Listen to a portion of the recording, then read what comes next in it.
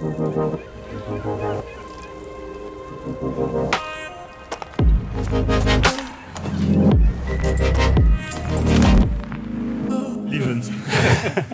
Daan, welcome. Thank you.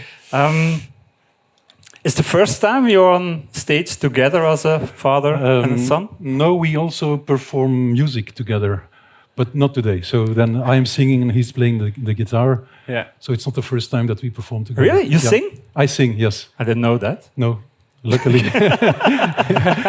Damn. It's a well-kept secret. Maybe we have some other surprises later on. Daan, you're a philosopher. We're going to talk about happiness. Daan, as a philosopher, what is happiness? Well, that's a good question. Philosophers have been thinking about this for 2.5 millennia, so there's no right or wrong answer, I would say. But it comes from the old English word hap, which meant luck or chance. Now, of course, the word has changed meaning throughout the centuries. And in ancient philosophy, they talked about eudaimonia. And eudaimonia is often translated to happiness and comes from two ancient Greek words, eu and daimon. Eu meaning good and daimon meaning spirit. So you could say that eudaimonia means to be in good spirit. And a better translation than happiness would actually be well-being. Okay. Now, in terms of well-being, there's also three main philosophical theories about it. One is the hedonistic theory. So hedonism means seeking pleasure, and that to have pleasure would lead to happiness or well-being. A second one is the desire satisfaction theory, which means that we have certain desires in life, and when those desires are met, when we are satisfied, then we find happiness, which goes further than just seeking out pleasure. There are also the desire to be with your family, to be happy as well. And then a third theory, which has, well, in contemporary philosophy, more philosophers talking about this theory, is the objective list theory, which states that there are a certain number of things you need to have in life in order to achieve well-being. Okay, so we don't going to talk about happiness, but we're going to talk about well-being, Lieven? Well, in the scientific literature, they call it subjective well-being, and then they say between brackets, which we also call happiness. So the two terms are kind of mixed in the literature. But it's true what Dan says. It's not just about seeking pleasure or having nice experiences, like, for instance, walking on the beach with my wife. That makes me happy. Fine. But real happiness is, do you have a happy life? And then you have that third theory, namely, what do you need to be able to say, I have a happy life? For instance, the typical psychological needs, the need for autonomy. If somebody else tells you all the time what to do, what not to do, then it's difficult to have a happy life. Belonging is also a very important one. We need good relationships, friendship, warm-heartedness. If you experience that on a daily basis, that will increase your chance to be happy. And also feeling competent. Having the feeling that what you do every day, that you're good in what you do. That's also an important psychological need. And what is very important, we can only fulfill those needs together. It's not about me, it's about doing that together.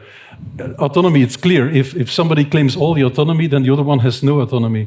And belonging, that's also clear. If you give love and kindness to others, then you will get it also back. And even competence, if you tell others now and then, or even more than now and then, how good they are, and when they do something good, that you tell them, wow, that was really good, then you also make the competence stronger, and then you increase the chances for happiness. Yeah, so a main part of it is getting connected with each other, doing things together, being meaningful for each other. Connection is very important, and I think that's also what you have seen also in what you read and about that. Yeah, exactly. I studied the concept of altruism, for example, which means, in a very basic definition, just the intention to do good for others. And it's also important to note that this doesn't mean that you need to sacrifice yourself for others. It's within certain boundaries still. And there are two essential ingredients for altruism, which is loving kindness and compassion. This also brings me back to this objective list theory of well-being. There are certain virtues, you could say, that we can train to cultivate. and learn how to cultivate them. And loving kindness and compassion within Buddhist philosophy are the two essential ingredients to cultivate altruism. Okay. And you can train that.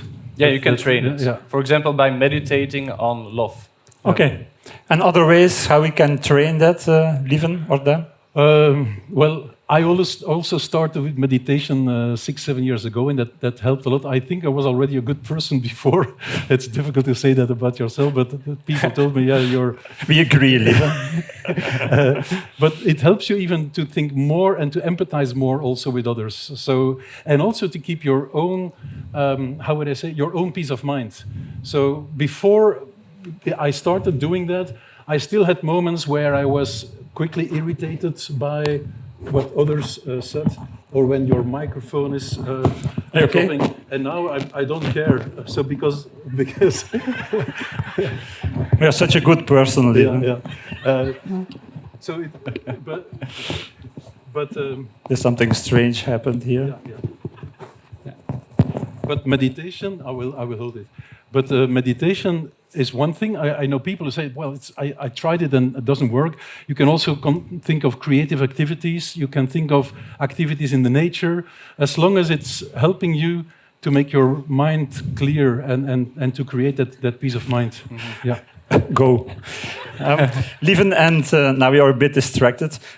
Being playful, playing with each other, is that important too? Because I listen to all of your podcasts.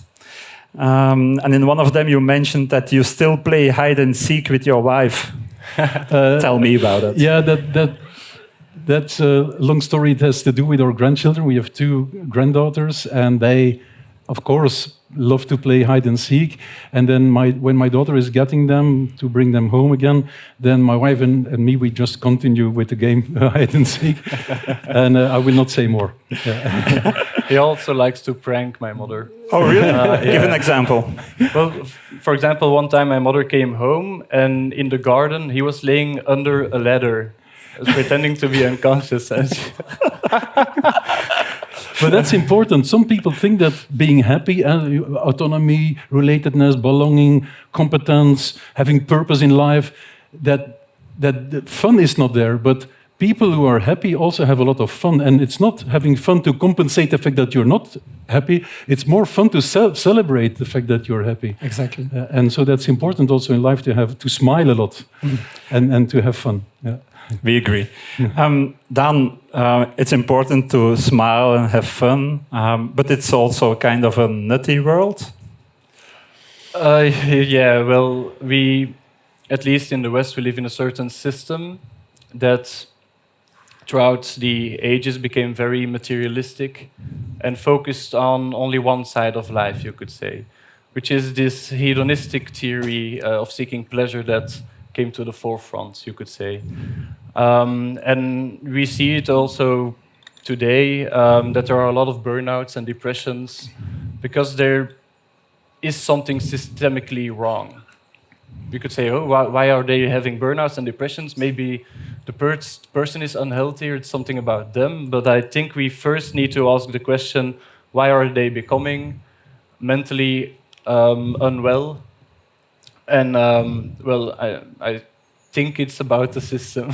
It's about the way we live, or we're supposed to live. Well, I don't know how we were supposed to live, but at least being playful is an important part.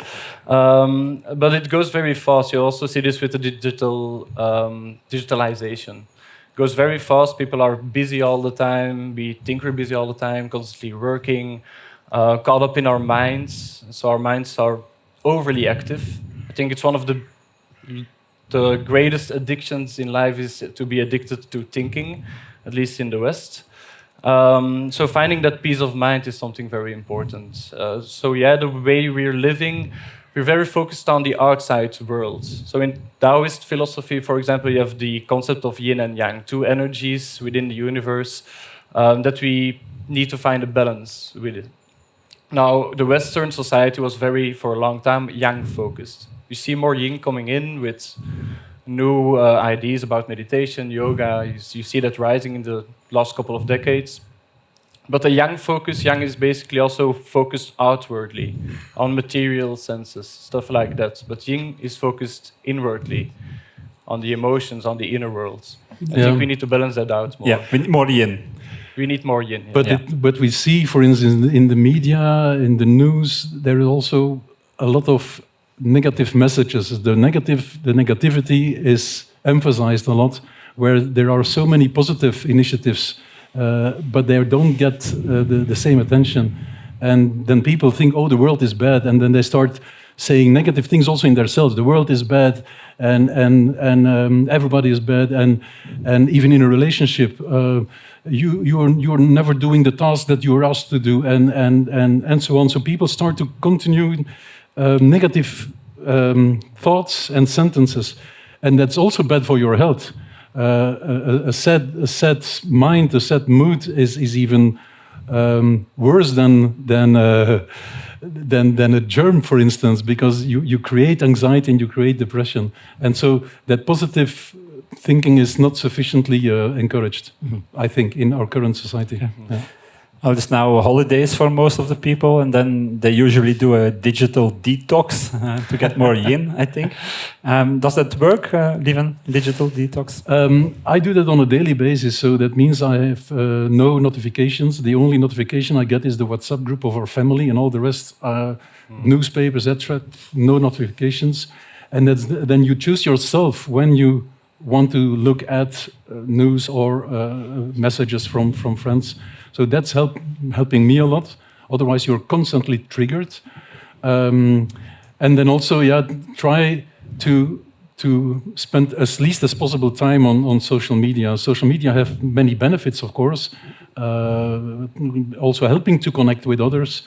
But if you spend too much time on it, then each hour that you spend on it is an hour that you cannot spend on real connection, that you cannot spend on time in nature, that you cannot spend on creative activities. And so many people have to refine that balance and reduce their time on social media and replace that time by real activities that really make you happy. Yeah. I think that is a great takeaway for the people here.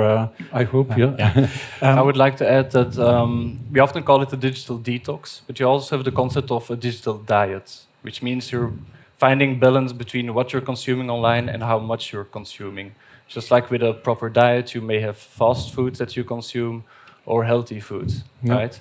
And the word detox also has this negative connotation towards it. Like all digital technology is toxic and we need to detox from it. But that's not really the right metaphor, I think. I think a digital diet is a better way to put it. Okay, cool. Nice. Daan created this triangle. Most people know the food triangle, which food is good, and it's a kind of reverse triangle. The good food is on the top, and then the bad food is the one that tastes often very good is on the bottom, and you have to avoid it. And Daan created something similar for digital health. So which digital applications are good for your health and are even improving your life and efficiency, and which digital applications are not so good and you have to avoid to use them. So it's you can make that analogy. Or you can say digital habits maybe instead of applications. Because it also depends on what you're doing on the application. Exactly. For now I've kept the triangle empty because everyone's different and they can fill it in for themselves. Cool. Daan and Lieven, as a father and son, I have two final questions for you. Maybe the most difficult. Daan, what part of your father you're most proud of? The altruistic part. He's always there to help others. So, for example, when I was still a kid, one of the first memories, to be honest, was that we were both of us driving on the speedway, and there was a car broke down, and most cars just pass by. He will always stop for help. And also recently he's in a cyclist group, so they go cycling every Sunday. And one of his friends told me, your father is always there to help others. So for example, when someone is on the road also stuck with their bike instead of a car, he will stop and help them out. You're really a good person. There is even science about that. There is a study. Sorry, I have to think about that study from Stephen Post. And the title is "It's Good to Be Good." Good to be good. And people who are good to others are on average also more happy. But Stephen Post concludes, unless you are overwhelmed by helping tasks. So you have to be good, but you still have to make sure that people do not take advantage of you. And that's something that you have to keep in mind. Yeah. Lieven, final question for you. What advice would you give to your son, Daan? Oh, briefly. Yeah, well, Daan is also a very good person, and he just has to be careful that some people do not take advantage of the fact that you're such a good person. In life, there are not everybody is good, and there are some people who look only at their own interest, and you have to recognize that and avoid that they take advantage of you. Yes, yeah. Do good, but take also good care for yourself. Exactly. Yeah. Lieven and Daan Annemans, thank you. Thank you very much.